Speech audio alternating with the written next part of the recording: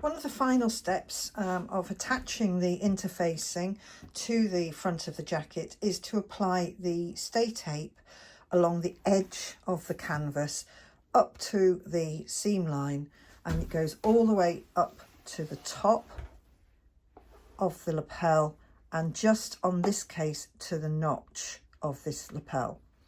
And I'm going to show you the stitching that is done here. It's called a fell stitch, and it's a really small, lovely stitch that goes all the way up. It's very neat. It's a permanent stitch, and it's used to attach the stay tape on this. I'll also, once I've done this side, I'm going to carry on and I'm going to also put fell stitching on this side too. So what I want to show you now is I've got up to the fold line on this jacket, and I want to show you what we do next, and then I'll carry on with the fell stitching to show you how to do those. So in order to make sure that there's enough ease in this stay tape on the outside, what you do is you fold the lapel on the fold line and you bring the tape over at the bottom here, and that should sit nicely. It should just come gently over the top, but it's enough to give it that little bit of ease on the tape. So I know that first row of pad stitching next to my other stay tape is the fold line. So that's the point I've folded it, come over there like that, and my fell stitch has reached that point. So I'm now just going to do some more stitching around that point, and because I've taken it round that point, I've now been able to put the pins in all the way up on the seam line. Now, in order for me to know where that seam line was, I marked it with some chalk all the way up so that the stay tape is on the inside of that seam line. Let me just make sure that doesn't go too close. There it is. So the fell stitch,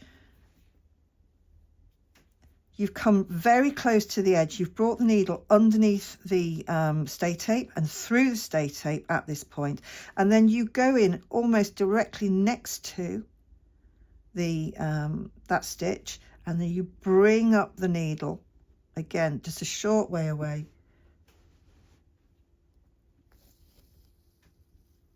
through the stay tape. Now I've caught the fabric underneath because you need to make sure that you do that. I'm just going to do that next one. I've taken the needle directly next to, and then I'm going to bring it up and through like that. And there are my fell stitches. Now I'm just going to make sure that I've got past, almost got past the fold, but I'm going to now just carry on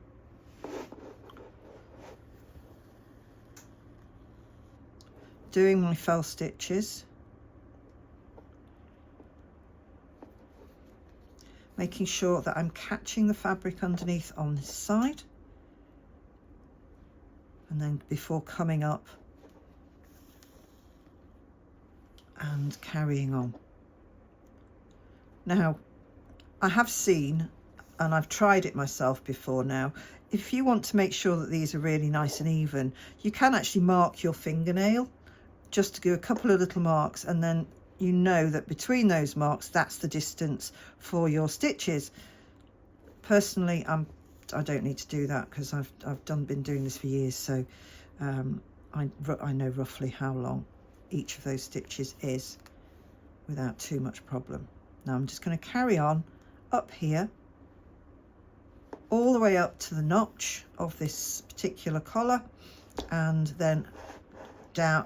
I'll come back up on the fell stitching on the outside, and I'll show you when it's finished. And here's the finished stay tape with all of the fell stitches on, all the way up from the bottom, going over that fold line and then carrying on up the lapel, around the bend and to the notch. And that's it. That's what fell stitching looks like, and it holds that piece of tape really nicely. It doesn't go through to the other side, and that allows for extra shaping within the lapel.